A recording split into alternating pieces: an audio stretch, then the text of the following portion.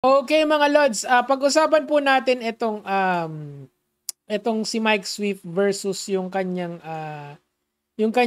katunggali na sinabihan niya ng N-word. Okay, so for a little bit of context, meron siyang battle rap dito with this African American or black dude na ginamitan niya ng N-word para i-deliver yung mga bars niya. So that is the basic. So well, mas maganda siguro pakinggan na lang natin. Let me put the finger on the trigger and kill him with the flow. So I could kill your ego, my nigga. You know. Yo, hey, no.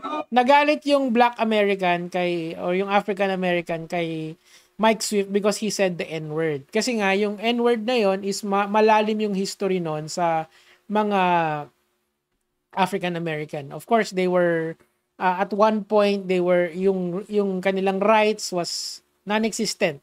Ginawa silang slaves ng white American noon during the time na hindi pa nila nakukuha yung independence nila, 'di ba? So that's why yung word na yon has so much power in them, or at least yung word na yon is they hold it sacred.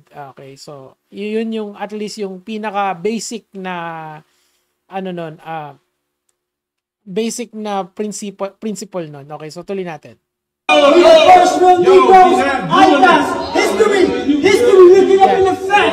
So ngayon, at this point in time, itong si Mike Swift, dinedefend niya kung bakit niya sinabi yon. Nagpresent siya ng history ng ating bansa. Okay, so pakinggan natin siya. History, look it up in the facts. IDAS. IDAS, look it up, it's facts. See, I wanna freaking tell you.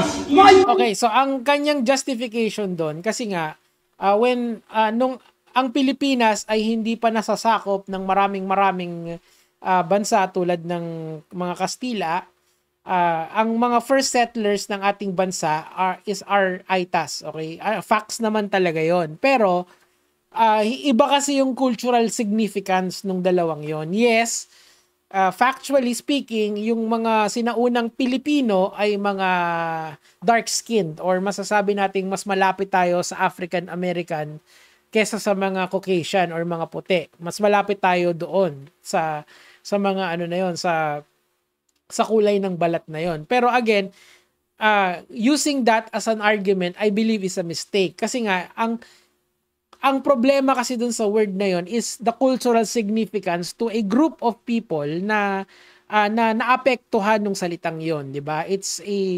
Para sa kanila iba yung meaning nun. All right? So gusto ko lang sanang ilagay yon kasi baka kasi gamitin nyo rin yung excuse ni Mike Swift eh. Although you can say that na parang sa genes namin meron kaming ilang percent ng dark skin. So, can we use the N-word? It's not an N-word past, okay? Kasi nga, the cultural significance is really, really what matters here, in my opinion. And mamaya, merong isang Harvard professor na bibigyan tayo ng ibang take dito sa matter na to. Okay, so tuloy natin dito kay Mike Swift. Hey, you gonna stand there and let him keep fucking talking? You gonna split his shit in this bitch. So after nito, nag-walk out yung kalaban niya. Pero si Mike Swift naman, hindi naman siya parang hindi niya na pinalalim to. We're just talking about it kasi may nakita ko sa comment section, pag-usapan daw to. Pwede naman, sige. So ang sasabihin ko lang sa inyo, if ikaw ay Pilipino, wag mo nang gamitin. Hayaan mo na, ibigay mo na sa kanila.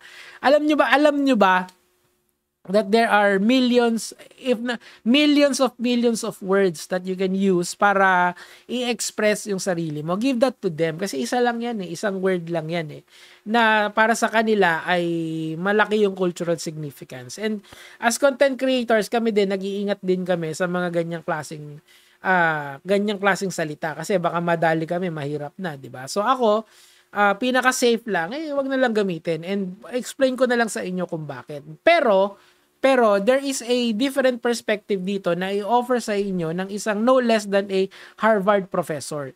Si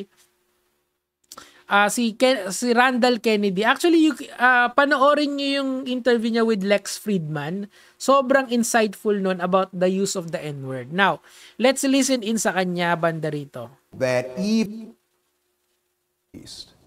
the Irish, the niggers of Europe, this is a term that has been generalized around the world. If you want to put somebody down, analogize them to the nigger. Given the power of this particular word that we're discussing, the power of it to wound, what is the solution to that? I don't think there is a solution other than education. People ought to know that even if you were using the word without malevolence, even if you are attempting to use the word in an ironic way or as a term of endearment, there's always the problem of mistake.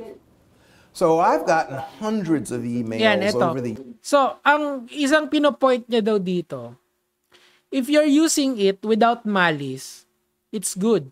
Okay? Pero, I would side always with caution. Okay?